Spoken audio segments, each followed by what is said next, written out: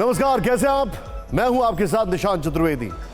फिक्र आपकी में आज आपको अच्छी तरीके से पता है कि खबर क्या है, लेकिन खबर के अंदर की कहानी और उसकी खबर हम आपको बताने वाले। शुरुआत करते हैं फिक्र आपकी की पहली ब्रेकिंग न्यूज से। विपक्ष का अविश्वास प्रस्ताव लोकसभा में गिरा। सदन में अविश्वास प्रस्ताव ध्वनिमत से गिरा। प्रस्ताव पर प्रधानमंत्री 2 घंटा 12 मिनट बोले। दूसरी बड़ी खबर, पीएम मोदी ने मणिपुर हिंसा पर दिया जवाब। नॉर्थ ईस्ट के प्रति मेरा समर्पण, प्रधानमंत्री ने कहा। सौतेला व्यवहार कांग्रेस के डीएनए में है, पीएम मोदी ने कहा। तीसरी बड़ी खबर, विपक्षी गठबंधन पर प्रधानमंत्री का कटाक्ष। पीएम मोदी ने कहा यह इंडिया नहीं घमंडिया है, इनकी बारात में सबको प्रधानमंत्री बनना है। चौथी ब्रेकिंग न्यूज, लोकसभा में पीएम मोदी का ऐलान। 2024 में रिकॉर्ड तोड़ जीत का ऐलान। केंद्र में तीसरी बार वापसी का भरोसा। पांचवी ब्रेकिंग न्यूज, कांग्रेस नेता अधीर रंजन चौधरी लोकसभा से सस्पेंड। पीएम मोदी पर विवादास्पद टिप्पणी पर कार्रवाई। अधीर रंजन ने कहा पीएम के अनादर का इरादा नहीं था। छठी बड़ी खबर, हिमाचल सरकार में आपसी कलह की खबर। मंत्री पद न मिलने से 2 विधायक नाराज। सोशल मीडिया पर अपनी सरकार पर तंज कसा। सातवीं ब्रेकिंग न्यूज, रूस ने भारत को प्रस्ताव भेजा। ग्रुप में जाने वाले पर्यटकों को फ्री वीजा देने की मांग। दोनों देशों के पर्यटकों की बचत का हवाला दिया है। एक और बड़ी खबर आ रही है, जुमे की नमाज पर नूह और गुरुग्राम में हाई अलर्ट। प्रशासन की मस्जिदों में नमाज के लिए इकट्ठा ना होने की अपील। माहौल ठीक रहा तो स्कूल कॉलेज खोल सकते हैं। 9वीं ब्रेकिंग न्यूज, इंडिया नाम पर सुप्रीम कोर्ट में सुनवाई कल। नाम के खिलाफ दायर याचिका पर सुनवाई। विपक्षी दलों के गठबंधन का नाम है इंडिया। इस सब के बीच में अब आपको बताते हैं आज कर्टन रेजर में कौन कौन सी खबरें आ रही हैं। पहली बड़ी खबर जो हम आपको बताने वाले हैं, लोकसभा में विपक्ष का विश्वास प्रस्ताव आ रहा है। पीएम मोदी का विश्वास जीता है, तो क्या यह 2024 की झांकी है, हम बताएंगे। दूसरी खबर, क्या विपक्ष 2028 में भी अविश्वास प्रस्ताव लाएगा? पीएम मोदी ने आज इंडिया वालों को यह टास्क क्यों दिया? तीसरी खबर, क्या आपको कलावती की याद है? उन्हें असली मदद किसने पहुंचाई, राहुल गांधी ने या मोदी सरकार ने? सच बताएंगे। चौथी खबर, टमाटर पर फिक्र दूर करने वाली सबसे बड़ी खबर, 85 रुपए प्रति किलो टमाटर कब से मिलेगा, हम बताएंगे। और पांचवी खबर, किस जेलर के लिए दक्षिण राज्यों में स्कूलों और दफ्तरों में हुई छुट्टी, जरूर देखेगा। लेकिन सब के बीच में आज की बड़ी खबर जो पहले से तय था वही हुआ। लोकसभा में विपक्ष अविश्वास प्रस्ताव पर हार गया, लेकिन वोटिंग से पहले ही विपक्षी सांसद सदन से वॉकआउट कर गए। प्रधानमंत्री मोदी ने अपने भाषण में करारा प्रहार किया कि कई बार विपक्षी सांसद नारेबाजी करने लगे। प्रधानमंत्री के निशाने पर मुख्य तौर पर कांग्रेस और राहुल गांधी थे।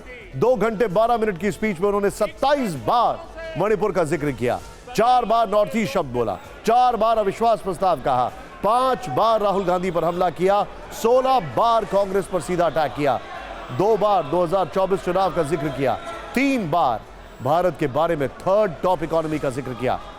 इसी तरह गरीब, युवा, इंदिरा, नेहरू, पाकिस्तान, कश्मीर की बात भी कही। प्रधानमंत्री का अंदाज एग्रेसिव भी था और मजाकिया भी। कई बार उन्होंने नारे लगवाए, 2 बार तो कविताएं भी पढ़ी। एक बार अमिताभ बच्चन की फिल्म शराबी के गाने की एक लाइन भी पढ़कर सुनाई। पहले आप मोदी के बयानों की एक छोटी सी रील देखें।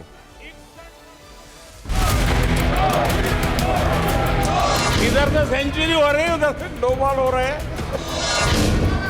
विपक्ष के साथियों से यही कहूंगा, अब तैयारी करके क्यों नहीं आते जी? लेकिन गुड़ का गोबर कैसे करना, इसमें ये माहिर है। क्यों अधीर बाबू को दरकिनारे कर दिया, पता नहीं। कलकत्ता से कोई फोन आया हो? उनके लिए तो सबसे प्रिय नारा क्या है? मोदी तेरी कब्र खुदेगी। इनकी ये गालियां, ये अपशब्द मैं उसका भी टॉनिक बना देता। ये लोग जिसका बुरा चाहेंगे उसका भलाई ही होगा। एक उदाहरण तो आप देखिए, मौजूद है। वहां के लोगों ने कांग्रेस को कहा है, वहां के लोगों ने कांग्रेस को कहा है, पीढ़ी दर पीढ़ी ये लोग लाल मिर्च और हरी मिर्च का फर्क नहीं समझ पाए। ये इंडिया गठबंधन नहीं है, एक घमंडिया गठबंधन है। गर्मी में कड़ी धूप में भी जनता जनार्दन के दर्शन के लिए चल पड़ता हूं। कभी पसीना पोंछता हूं तो कहते हैं देखिए मोदी को पसीना आ दिया। देखिए इनका जीने का सहारा देखिए। डूबने वाले को तिनके का सहारा ही बहुत। दिल बहल जाए फकत इतना इशारा ही बहुत। इतने पर भी आसमां वाला गिरा दे बिजलियां। कोई बतला दे जरा ये डूबता फिर क्या करे। प्रधानमंत्री मोदी ने आज लोकसभा में भविष्यवाणी की कि विपक्ष अब 2028 में एक बार फिर अविश्वास प्रस्ताव लेकर आएगा। प्रधानमंत्री का भाषण चल ही रहा था कि विपक्ष सदन से बाहर चला गया। जैसे ही विपक्षी सांसद सदन से निकले, प्रधानमंत्री मोदी ने मणिपुर पर बोलना शुरू कर दिया। आपको बताते हैं पीएम मोदी के भाषण की 10 हेडलाइन क्या थी, उन्होंने क्या कहा था। सबसे पहले देखिए 10 हेडलाइन। अविश्वास प्रस्ताव हमारे लिए भगवान की इच्छा, विपक्ष का फ्लो टेस्ट है। दूसरा उन्होंने क्या कहा, फील्डिंग विपक्ष ने लगाई लेकिन चौके छक्के सरकार की तरफ से लगे। यह उन्होंने कहा, चौके छक्के सरकार की तरफ से लगे। फिर देखिए 2018 में विपक्ष का अविश्वास प्रस्ताव, एनडीए ने 2019 का चुनाव जीता, यह उन्होंने कहा। फिर इसके आगे देखिए कहानी क्या है। इसके आगे उन्होंने कहा 2023 में विपक्ष का अविश्वास प्रस्ताव, 2024 में हम रिकॉर्ड मतों से जीतेंगे। पांचवी हेडलाइन, 2028 में विपक्ष जब अविश्वास प्रस्ताव लाए तो थोड़ी तैयारी करके आए। छठी हेडलाइन, एनडीए के साथ 2 आई जोड़ दिए। पहला आई 26 दलों का घमंड, दूसरा आई एक परिवार का घमंड। फिर देखिए इंडिया नहीं घमंडिया गठबंधन, हर कोई दूल्हा बनना चाहता है। फिर देखिए 8वीं हेडलाइन जो है वो ये है कि कांग्रेस बरसों से एक ही फेल प्रोजेक्ट को बार बार लॉन्च कर रही है। 9वीं हेडलाइन जो थी, विपक्ष को भारत की सेना नहीं दुश्मन के दावों पर भरोसा है। 10वीं हेडलाइन, विपक्ष का व्यवहार शुतुरमुर्ग जैसा, जिसका बुरा चाहेगा उसका भला होगा। तो ये जो फैक्ट्स हैं हमारे सामने निकल कर आ रहे हैं, जो उन्होंने कहा, ये हेडलाइन जो हमने आपको बताई। लेकिन विपक्ष मणिपुर हिंसा पर अविश्वास प्रस्ताव लेकर आया था, तो प्रधानमंत्री मोदी ने अपने हमले की शुरुआत भी इसी अविश्वास प्रस्ताव से की। कहा कि अविश्वास प्रस्ताव उनके लिए भगवान की इच्छा जैसा है। इसके लिए उन्होंने 2018 में लाए गए अविश्वास प्रस्ताव को याद करते हुए कटाक्ष किया। कहा जिस तरह से 2018 में लाए गए अविश्वास प्रस्ताव के बाद 2019 के चुनाव में एनडीए को बम्पर सीट मिली थी, उसी तरह 2024 के लोकसभा चुनाव में भी होगा। एनडीए जीत के सारे रिकॉर्ड तोड़ेगा। प्रधानमंत्री का यह बयान सुनिए, उसके बाद आंकड़ों के जरिए भी दावे को देखिए। और अध्यक्ष जी कहते हैं भगवान बहुत दयालु है और भगवान की मर्जी होती है कि वो किसी न किसी के माध्यम से अपनी इच्छा की पूर्ति करता है, किसी न किसी को माध्यम बनाता है। मैं इसे भगवान का आशीर्वाद मानता हूं कि ईश्वर ने विपक्ष को सुझाया और वो प्रस्ताव लेकर आए।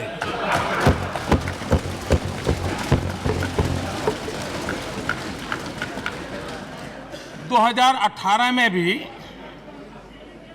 ये ईश्वर का ही आदेश था, जब विपक्ष के मेरे साथी अविश्वास प्रस्ताव लेकर के आए थे। उस समय भी मैंने कहा था कि अविश्वास प्रस्ताव हमारी सरकार का फ्लोर टेस्ट नहीं है। मैंने उस दिन कहा था, बल्कि ये उन्हीं का फ्लोर टेस्ट है। ये मैंने उस दिन भी कहा और हुआ भी वही। मतदान हुआ तो विपक्ष के पास जितने वोट थे उतने वोट भी वो जमा नहीं कर पाए थे।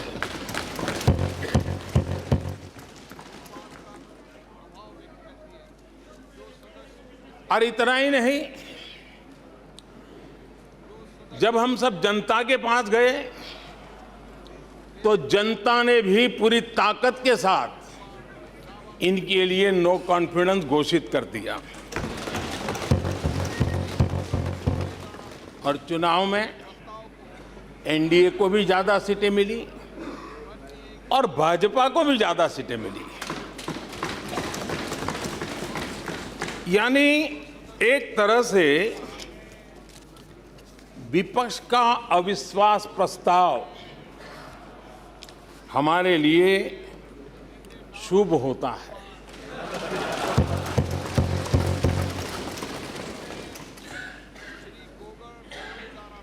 और मैं आज देख रहा हूं कि आपने तय कर लिया है कि एनडीए और बीजेपी 2024 के चुनाव में पुराने सारे रिकॉर्ड तोड़ करके भव्य विजय के साथ जनता के आशीर्वाद से वापस आएंगे। लोकसभा में पीएम मोदी के जवाब के बाद अविश्वास प्रस्ताव पर वॉइस वोटिंग हुई। जैसा कि सबको पता था, एनडीए को विश्वास पर जीत मिली। इसके बाद सियासी गलियारे में चर्चा तेज हुई कि क्या ये नतीजे 2024 की झांकी साबित होंगे। ये बात इसलिए उठ रही है क्योंकि सिर्फ अविश्वास प्रस्ताव ही नहीं, इससे पहले दिल्ली सेवा बिल पर भी एनडीए और इंडिया की जंग में विपक्ष को हार मिली थी। न माझी, न रहबर, न हक में हवाएं, है कश्ती भी जर्जर, ये कैसा सफर है। विपक्ष के लाए गए प्रस्ताव पर 20 जुलाई 2018 को एक शेर के जरिए पीएम मोदी ने यह तंज कसा था। तब उस प्रस्ताव पर 11 घंटे तक लंबी बहस चली थी। पीएम के जवाब के बाद वोटिंग शुरू हुई थी और इस वोटिंग में मोदी सरकार को जीत मिली थी। उस समय अविश्वास प्रस्ताव के पक्ष में 126 और विरोध में 325 वोट पड़े थे। उस समय पीएम ने अपने भाषण यानी 2019 के चुनावी नतीजों पर भविष्यवाणी की थी। उन्होंने कहा था कि विपक्ष ये प्रस्ताव तो छोड़े, वो अगला चुनाव भी हारने जा रहा है। 2019 के लोकसभा चुनाव में ये पूरे देश ने देखा था। बीजेपी अकेले लोकसभा में 303 सीटें मिली थी। तो क्या 2024 के चुनाव में भी ऐसा होगा? क्या 2023 का अविश्वास प्रस्ताव 2024 के नतीजों का जो ट्रेलर है वो साबित होगा? जनता 2024 में क्या फैसला देगी, इसके लिए 9 महीने का इंतजार है। लेकिन पीएम मोदी आज जब ये बातें कर रहे थे तो उन्होंने एक और भविष्यवाणी कर दी। उन्होंने कहा कि विपक्ष उनके खिलाफ तीसरी बार साल 2028 में फिर अविश्वास प्रस्ताव लाएगा। यानी उन्होंने दावा किया कि लड़ाई 2024 की है ही नहीं, अब तो लड़ाई 2029 के लोकसभा चुनाव की। मैंने 2018 में उनको काम दिया था कि 2023 में आप अविश्वास प्रस्ताव लेकर, और मेरी बात मानी उन्होंने। लेकिन मुझे दुख इस बात का है कि 18 के बाद 23 में 5 साल मिले थे, थोड़ा अच्छा करते, अच्छे ढंग से करते, लेकिन तैयारी बिल्कुल नहीं थी। कोई इनोवेशन नहीं था, कोई क्रिएटिविटी नहीं थी, न मुद्दे खोज पा रहे थे।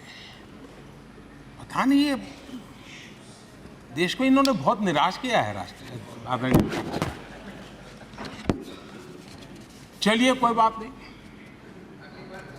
2028 में हम फिर से मौका देंगे। लेकिन मैं इस बार उनसे आग्रह करता हूं कि जब 28 में आप अविश्वास प्रस्ताव लेकर के आए हमारी सरकार के खिलाफ, थोड़ी तैयारी करके आइए, कुछ मुद्दे ढूंढ करके आइए। ऐसे क्या घिसी पिटी बातें लेकर के घूमते रहते हो? और देश की जनता को थोड़ा विश्वास इतना मेरे से कि चलो भाई आप विपक्ष के भी योग्य हो, इतना तो करो। आपने वो योग्यता भी खो दी है। मैं आशा करता हूं कि वो थोड़ा होमवर्क करेंगे। तू मैं और चिल्लाना, चिखना, नारेबाजी करना, उसके लिए तो 10 लोग मिल जाएंगे उनको। लेकिन थोड़ा दिमाग वाला भी काम कीजिए ना। जनता 2024 में क्या फैसला देगी, इसके लिए 9 महीने का इंतजार है। लेकिन पीएम मोदी आज जब ये बातें कर रहे थे तो उन्होंने एक और भविष्यवाणी कर दी। उन्होंने कहा कि विपक्ष उनके खिलाफ तीसरी बार साल 2028 में फिर अविश्वास प्रस्ताव लाएगा। यानी उन्होंने दावा किया कि लड़ाई 2024 की है। प्रधानमंत्री मोदी ने 2024 की जीत की गारंटी दी। 2028 के लिए विपक्षी दलों को एक टास्क दिया। इसी के साथ प्रधानमंत्री नरेंद्र मोदी ने राहुल गांधी पर ताबड़तोड़ अटैक किया। कल राहुल ने कई सारे सवाल खड़े किए थे। 36 मिनट के अपने भाषण में 6 बार प्रधानमंत्री का नाम लिया था या जिक्र किया था। आज प्रधानमंत्री ने सूद समेत हिसाब चुकता किया। मजे की बात यह है कि प्रधानमंत्री मोदी ने राहुल गांधी का नाम एक बार भी नहीं लिया, लेकिन इशारों इशारों में तंज कैसे, चुटकी कैसे ली, आप खुद देखिए। आप शांत रह सकते हैं। कल राहुल गांधी बोले तो उन्होंने बहुत तीखे शब्दों का इस्तेमाल किया। राहुल ने देशद्रोही, देशभक्त, देश प्रेमी, लंका, हनुमान, अहंकार, रावण, मेघनाद, कुंभकर्ण, भेड़िया, चींटी, केरोसिन और जलाना जैसे शब्दों का इस्तेमाल किया। आज बारी प्रधानमंत्री मोदी की थी। पिछले 3 दिन से भी हमारे विपक्ष के साथियों ने जी भर करके डिक्शनरी खोल खोल करके जितने अपशब्द मिलते हैं ले आए। थोड़ा मन का गुबार उनका निकल गया होगा, थोड़ा मन हल्का हुआ होगा, इतने अपशब्द बोल दिए हैं तो। और वैसे तो ये लोग मुझे दिन रात कोसते रहते हैं, उनकी ये फितरत है। और उनके लिए तो सबसे प्रिय नारा क्या है? मोदी तेरी कब्र खुदेगी। ये इनकी पसंदीदा नारा है। मेरे लिए इनकी ये गालियां, ये अपशब्द, ये अलोकतांत्रिक भाषा, मैं उसका भी टॉनिक बना देता हूं। राहुल ने राम, हनुमान, लंका और रावण की बात कही थी। प्रधानमंत्री मोदी ने उसी बात को उठाकर पलटवार किया। लंका हनुमान ने नहीं जलाई, उनके घमंड ने जलाई। और ये बिल्कुल सच है। आप देखिए, जनता जनार्दन भी भगवान राम के रूप की है। जनता जनार्दन भी भगवान राम के रूप की है। और इसलिए 400 से 40 हो गए। हनुमान ने लंका नहीं जलाई, घमंड ने जलाई, और इसलिए 440 हो गए, 400 से 40 हो गए। राहुल ने कल भारत माता का नाम लेकर मोदी सरकार पर हमले किए थे। आज प्रधानमंत्री ने इसका जवाब दिया। सदन में मां भारती के बारे में जो कहा गया है, उसने हर भारतीय की भावना को गहरी ठेस पहुंचाई। पता नहीं मुझे क्या हो गया है। सत्ता के बिना ऐसा हाल किसी का हो जाता है। सत्ता सुख के बिना जी नहीं सकते। और क्या क्या भाषा बोल रहे हैं। आदरणीय अध्यक्ष जी, पता नहीं क्यों कुछ लोगों को भारत मां की मृत्यु की कामना करते नजर आ रहे हैं। इससे बड़ा दुर्भाग्य क्या है? राहुल गांधी ने भारत जोड़ो यात्रा के दौरान नफरत के बाजार में मोहब्बत की दुकान का नारा दिया था। आज प्रधानमंत्री ने राहुल के इस नारे पर चुटकी ली। बरसों से एक ही फेल्ड प्रोडक्ट, उसको बार बार लॉन्च करते हैं। हर बार लॉन्चिंग फेल हो जाती है। और अब उसका नतीजा ये हुआ है, मतदाताओं के प्रति उनकी नफरत भी 7वें आसमान पर पहुंच गई है। उनका लॉन्चिंग फेल होता है, नफरत जनता पे करते हैं। लेकिन पीआर वाले प्रचार क्या करते हैं? मोहब्बत की दुकान का प्रचार करते हैं। इकोसिस्टम लग पड़ती है। इसलिए देश की जनता भी कह रही है, ये है लूट की दुकान, ये है लूट की दुकान, झूठ का बाजार। इसमें नफरत है, घोटाले हैं, तुष्टीकरण है, मन काले हैं। परिवारवाद की आग के दशकों से देश हवाले है। पीएम मोदी ने राहुल पर हमला बोला तो लगे हाथ आज जनता को विश्वास वाली कई गारंटी गिना दी। ये वही गारंटी है जो लगातार पीएम मोदी अपनी हर रैलियों में लोगों को देते आ रहे हैं, जिसकी चर्चा टीवी 9 बार बार करता रहा। और टीवी 9 आपको हर बार यह भी बताता है कि 2024 की ये लड़ाई पीएम मोदी इस गारंटी को आधार बनाकर लड़ेंगे। सुनिए आज उन्होंने लोकसभा में किन किन चीजों की गारंटी दी। ये लोग एक गठबंधन गठबंधन, ये लोग भारत के दिवालिया होने की गारंटी है। भारत के दिवालिया होने की गारंटी है। ये इकोनॉमी को डुबाने की, ये इकोनॉमी को डुबाने की, ये डबल डिजिट महंगाई की, ये डबल डिजिट महंगाई की, ये पॉलिसी पैरालिसिस की, ये पॉलिसी पैरालिसिस की, ये अस्थिरता की, ये अस्थिरता की, ये करप्शन की, ये करप्शन की, ये तुष्टीकरण की, ये तुष्टीकरण की, ये परिवारवाद की, ये परिवारवाद की, ये भारी बेरोजगारी की, ये भारी बेरोजगारी की, ये आतंक और हिंसा की, ये आतंक और हिंसा की, ये भारत को 2 शताब्दी पीछे पहुंचाने की गारंटी है। आदरणीय अध्यक्ष जी, ये कभी भारत को टॉप 3 अर्थव्यवस्था बनाने की गारंटी नहीं दे सकते। ये मोदी देश को गारंटी देता है कि मेरे तीसरे कार्यकाल में मैं हिंदुस्तान को टॉप 3 की पोजीशन में लाके रहूंगा। ये मेरा देश को गारंटी है। ये कभी भी देश को विकसित,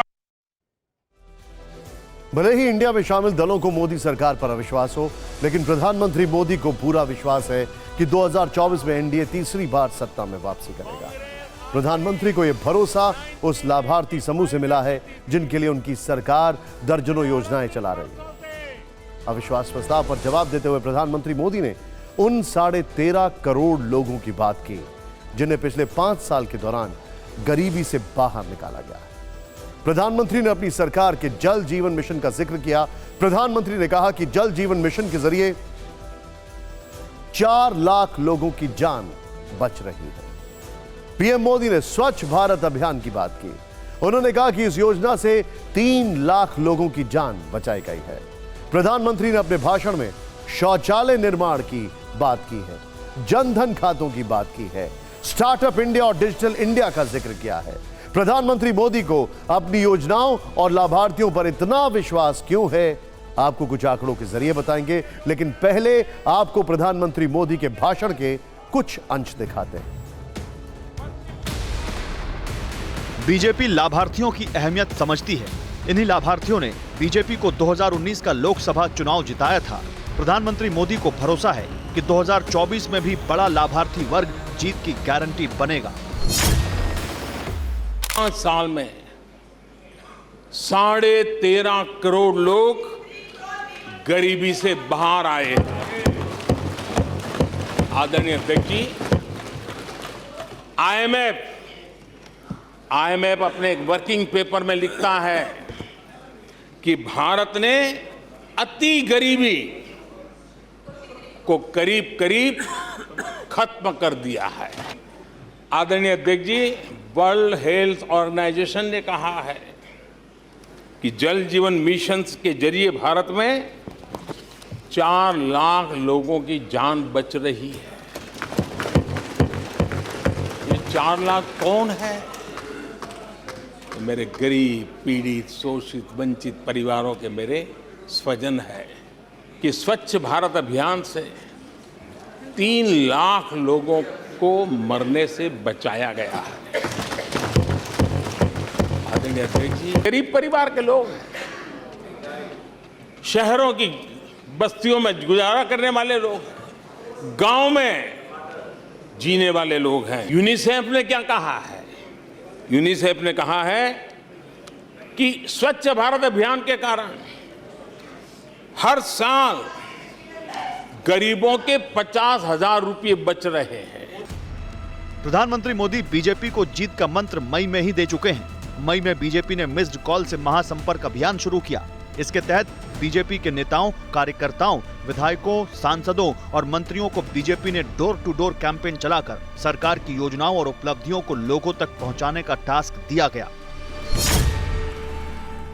हमने माँ बेटी को खुले में शौच से मुक्त करने के लिए, उस मजबूरी से मुक्त होने के लिए शौचालय जैसी जरूरत पे जोर दिया। और तब ये कहना, क्या लाल किले से ऐसे विषय बोले जाते हैं क्या? क्या ये देश की प्राथमिकता होती है क्या? हमने जब जनधन खाते खोलने की बात की तब भी यही बात निराशा की। क्या होता है जनधन खाता? उनके हाथ में पैसे कहां है? उनका जेब में क्या पड़ा है? क्या लेके आएंगे? क्या करेंगे? प्रधानमंत्री 2019 में अकेले बीजेपी को 22 करोड़ 90 लाख वोट मिले थे, जबकि कांग्रेस को 11 करोड़ 94 लाख। मोदी सरकार ने पिछले 9 साल में एक ऐसा वर्ग तैयार किया है जिसे कई सरकारी योजनाओं का फायदा पहुंच रहा है। बीजेपी को लगता है कि यही लाभार्थी उसका कोर वोटर है। मोदी सरकार की उज्ज्वला योजना का फायदा करीब 9.6 करोड़ लोगों को हो रहा है। सरकार की शौचालय निर्माण योजना से 11 करोड़ से ज्यादा लोगों को लाभ पहुंचा है। नल से जल योजना का फायदा देश भर के करीब 12 करोड़ से ज्यादा घरों को मिला है। स्वास्थ्य बीमा से देश के 50 करोड़ लोगों को फायदा पहुंचा है। जनधन अकाउंट स्कीम के तहत करीब 49 करोड़ लोगों को जोड़ा गया है। 130 करोड़ लोगों को कोरोना वैक्सीन लगाई गई है। मोदी सरकार की मुफ्त अनाज योजना का लाभ देश के करीब 80 करोड़ गरीबों को मिल रहा है। आप अंदाजा लगाइए कि अगर मुफ्त अनाज पाने वाले कुल 80 करोड़ लाभार्थियों में से 25% ने भी 2024 में बीजेपी को वोट दिया तो ये 2019 में कांग्रेस को मिले वोटों का करीब 2 गुना होगा। यही बात प्रधानमंत्री मोदी और बीजेपी के विश्वास की वजह।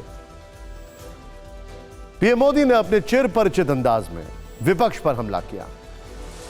अविश्वास प्रस्ताव पर बोलते हुए उन्होंने इंडिया अलायंस पर जमकर निशाना साधा। पीएम मोदी ने कहा कि विपक्ष की बारात में हर कोई दूल्हा बना है। आप भी सुनिए विपक्षी गठबंधन पर पीएम का तीखा बात। और अध्यक्ष जी देखिए, मजा इस डिबेट का कि फील्डिंग विपक्ष ने ऑर्गेनाइज की, लेकिन चौके छक्के यहीं से लगे।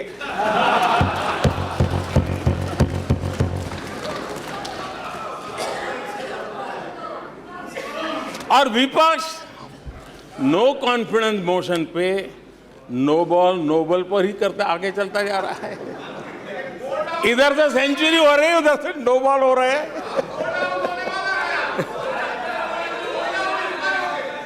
अध्यक्ष जी, मैं हमारे विपक्ष के साथियों से यही कहूंगा कि आप तैयारी करके क्यों नहीं आते जी? 2018 में खड़गे जी थे विपक्ष के नेता, उन्होंने प्रोमिनेंटली विषय को आगे बढ़ाया। लेकिन इस बार अधीर बाबू को क्या हाल हो गया? उनकी पार्टी ने उन्हें बोलने का मौका नहीं दिया। ये तो कल अमित भाई ने बहुत जिम्मेवारी के साथ कहा कि भाई अच्छा नहीं लग रहा है, और आपकी उदारता थी कि उनका समय समाप्त हो गया था तो भी आपने उनको आज मौका दिया। लेकिन गुड़ का गोबर कैसे करना, उसमें ये माहिर है। अविश्वास और घमंड इनकी रगों में रस बस गया है। वे जनता के विश्वास को कभी देख नहीं पाते हैं। अब ये जो शुतुरमुर्ग अप्रोच है, इसके लिए तो देश क्या कर सकता है? आप खुद ही एक और यूपीए का क्रियाकर्म कर रहे थे और दूसरी ओर जश्न भी मना रहे थे। और जश्न भी किस बात का? खंडहर पर नया प्लास्टर लगाने का।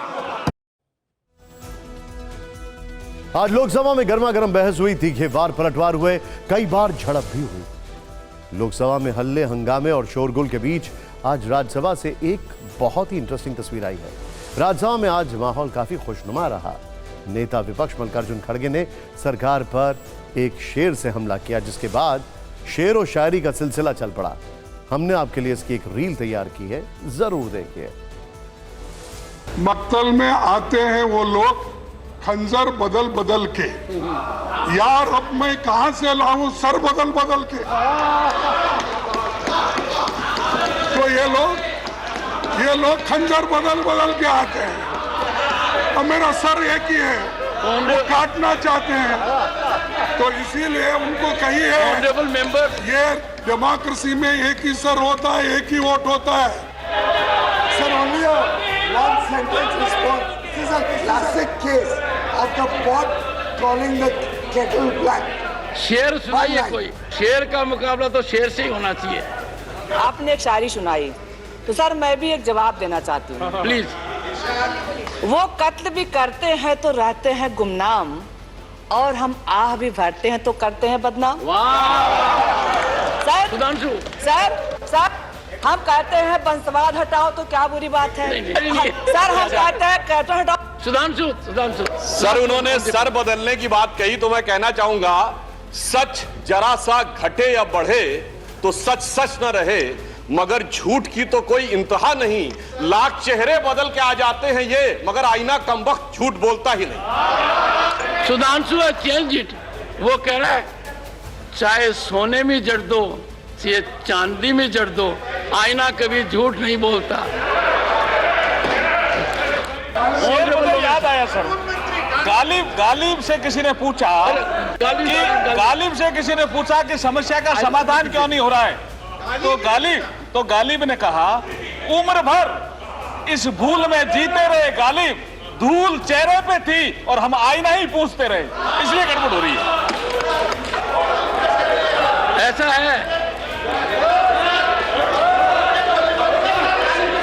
अर्जुन, ऑनरेबल मिनिस्टर, ये डिस्प्यूटेड है। When I said one second, ruling party के लोग, नेतागण, लीडर ऑफ द हाउस खूब कोशिश कर रहे हैं। मोदी जी आप खूब कोशिश करो हमको मिट्टी में दबाने की, लेकिन हम बार बार उगते रहेंगे क्योंकि हम बीज हैं। सर, मिट्टी में दबाने की जितनी कोशिश हुई तो उसका परिणाम क्या हुआ? मैं उगता हूं, मैं बढ़ता हूं, मैं नभ की चोटी चढ़ता हूं, कुचला जाऊं यदि धूली सा, आंधी सा पुनः उमड़ता हूं। शक्ति सिंह, शक्ति सिंह। बहुत आसान है नशा पिलाकर किसी को गिराना, अरे मजा तो तब है जब गिरते हुए को संभालो। काश मेरे मुल्क में ऐसी फिजा चले कि मंदिर झले तो रंज मुसलमान को हो, और मस्जिद की आबरू पामाल ना हो, उसकी चिंता मंदिर के निगहबान करे। यकीनन दाद देने का मन करता। खैर, फिक्र आपकी में अब कहानी कलावती की। महाराष्ट्र के यवतमाल की रहने वाली कलावती को मदद किसने पहुंचाई? राहुल गांधी ने या मोदी सरकार ने? इस पर देश में बहस चल रही है। हम आपको उन पर हो रही सियासत बताएंगे, उससे पहले कलावती के बारे में बताते हैं। यह उस समय की बात है जब साल 2008 में राहुल गांधी महाराष्ट्र में विदर्भ के दौरे पर थे। तब वो यवतमाल में कलावती बंदुरकर नाम की एक गरीब महिला के घर गए थे। ये इलाका कर्ज के कारण किसानों की आत्महत्या के चलते सुर्खियों में रहा है। इसी वजह से कलावती के पति परशुराम ने भी खुदकुशी कर ली थी। तब राहुल ने कलावती के घर जाकर उनसे मुलाकात की थी। कलावती की झोपड़ी में जमीन पर बैठकर खाना खाया था। गृह मंत्री अमित शाह ने इसी घटना को कल लोकसभा में उठाया। कलावती का जिक्र करके राहुल गांधी को घेरा। उन्होंने आरोप लगाया कि राहुल गांधी कलावती के घर भोजन करने गए थे। इसके बाद उन्होंने उनका हाल चाल नहीं पूछा। गृह मंत्री अमित शाह ने दावा किया कि कलावती को तब की यूपीए सरकार ने नहीं, अब की मोदी सरकार ने सारी सुविधाएं मुहैया कराई। गृह मंत्री अमित शाह का यह दावा आप पुनः सुनिए। बुंदेलखंड की बहन कलावती, उसके घर वो नेता भोजन करने गए और यहीं पीछे बैठकर गरीबी का बड़ा दारुण वर्णन, द्रवित हो जाए ऐसा वर्णन कर दिया। ठीक है भाई, अच्छा किया, आप इतने बड़े व्यक्ति होकर गरीब कलावित के घर पर भोजन पर गए, उसका भोजन कर लिया और इसकी वेदना को यहां वाचा दे दी। मगर बाद में इनकी सरकार 6 साल चली। मैं पूछना चाहता हूं, वो कलावती का क्या करा? वो कलावती को घर, बिजली, गैस, शौचालय, अनाज, स्वास्थ्य, ये सब देने का काम नरेंद्र मोदी ने। इसलिए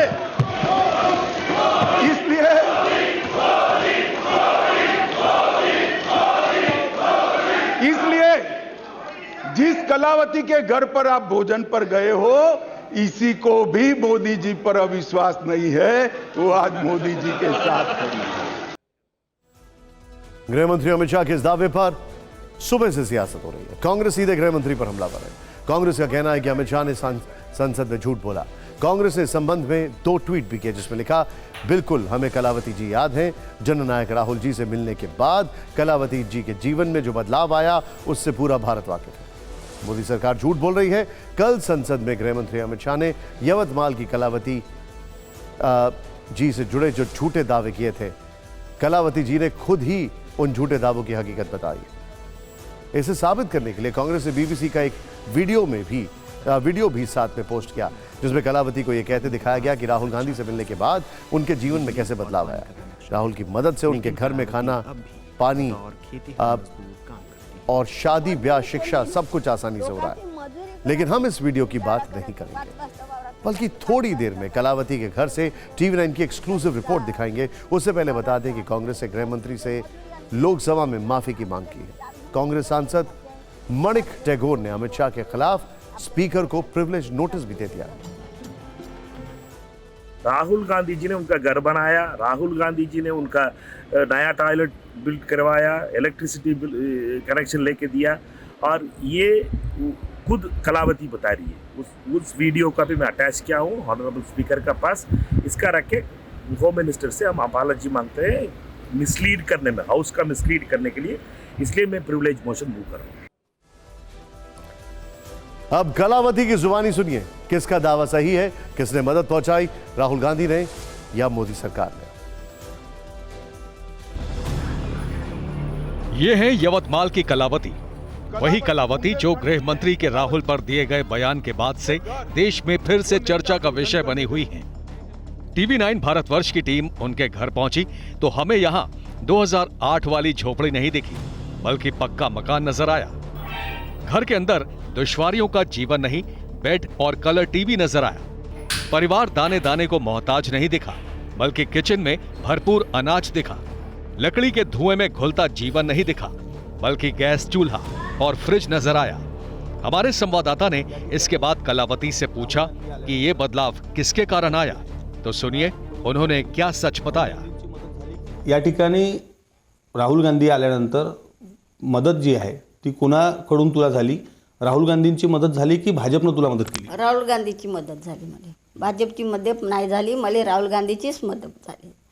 सर्व दिलं तर मला राहुल गांधीनं दिलं, घरकुल घर नाही, लाईन त्यानं दिली, सगळं त्यानं दिलं, म्हणायचं नळ कंठोर हे सगळं त्यानं दिलं, राहुल गांधीनं दिलं, मला भाजपचं काहीच नाही दिलं। कलावती बुंदेलखंड। लोकसभा में गृह मंत्री ने दावा किया था कि मोदी सरकार में कलावती को घर, बिजली, गैस मिली है। लिहाजा हमने एक बार फिर से कलावती से इस बारे में सवाल किए, लेकिन कलावती अपने पहले वाले बयान पर कायम रही। आज सभागृहात अमित शाह बोलले की राहुल गांधींनी फक्त त्यांच्या लॉन्चिंगसाठीच तुझ्या संदर्भात काम केलं आणि तुला कुठली मदत दिली नाही। भाजपची मदतच नाही तर मी काची मदत म्हणून सने म्हणून मला राहुल गांधीचीच मदत आहे काँग्रेसची, तर मी काँग्रेसचीच मदत म्हणत आहो। मी राहुल गांधीचीच मदत गाव नाही तर मी भाजपची मदत काची गाव? मला 5 पैशाची मदत पाहिलीच नाही मी, तुम्ही भाजपची मदत गाव कशी? मला काँग्रेसचीच मदत सर्व दिवसाची आहे, तर आले तईपासूनची नाताही मी काँग्रेसच्याच मदतीवर खात आहो।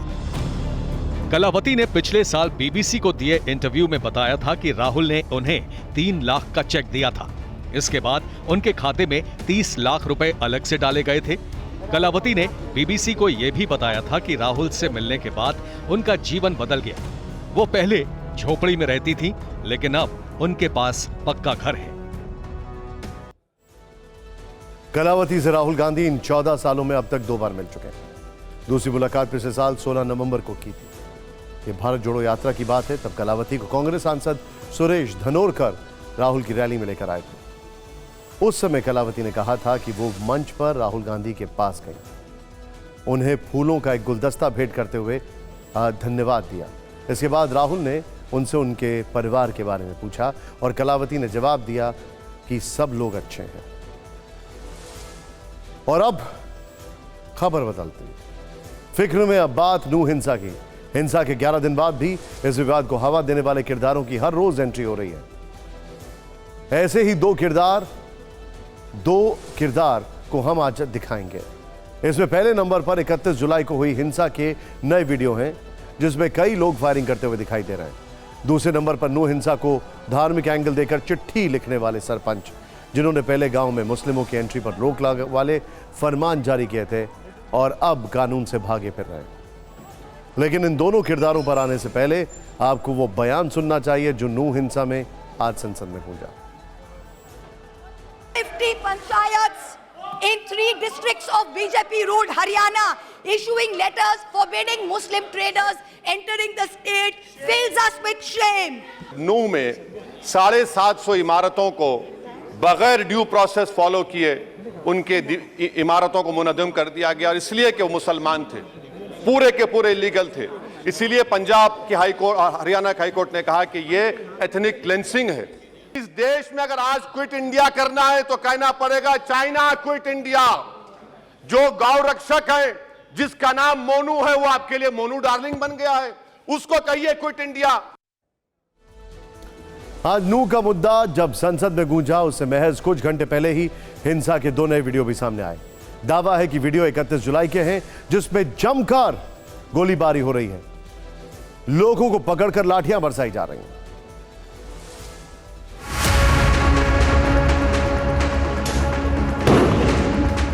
दोनों तरफ से पत्थर बरसाए जा रहे हैं, दोनों तरफ से गोलीबारी हो रही है। ना कानून का डर, ना आम लोगों के मारे जाने की चिंता। 38 सेकंड के इस वीडियो में आप देख सकते हैं 2 गुटों में झड़प हो रही है। पत्थरबाजी के बीच करीब 20 सेकंड बाद एक शख्स सरेआम फायरिंग करता हुआ दिख रहा है।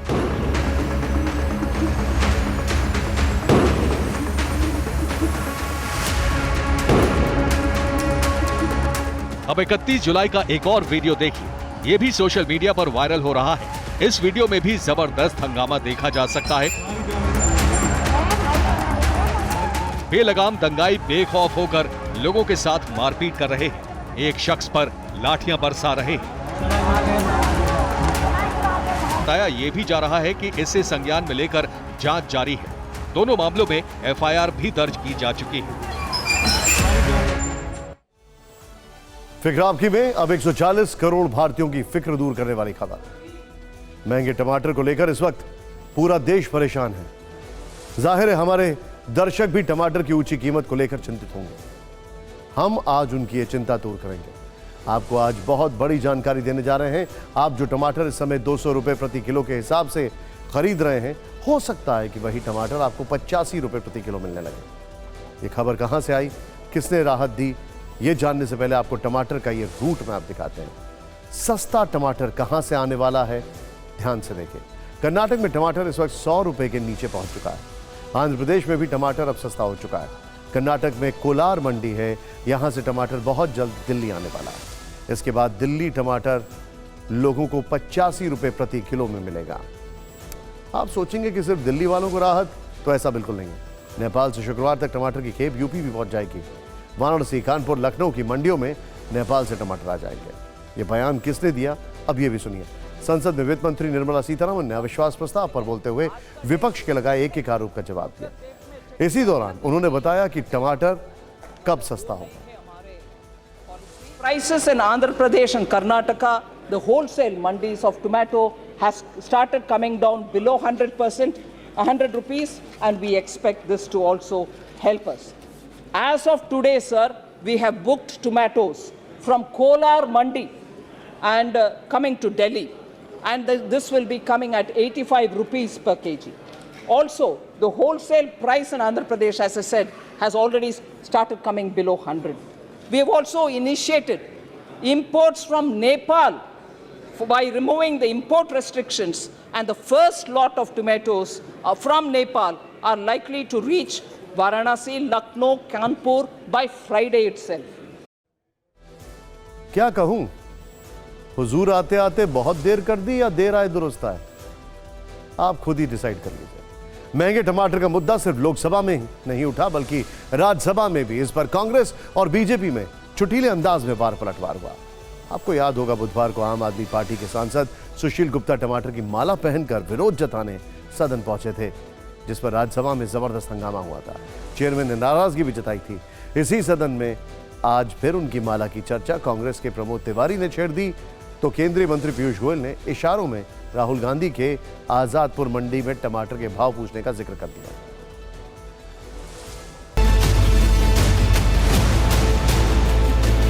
आप एक इंक्वायरी कमेटी गठित कर दें कि इतने ढेर सारे टमाटर इनके पास आए कहां से, क्योंकि बाजार में तो साहब 240 रुपए किलो में भी नहीं मिल रहा। एक इंक्वायरी जरूर हो जाएगा कि कहां से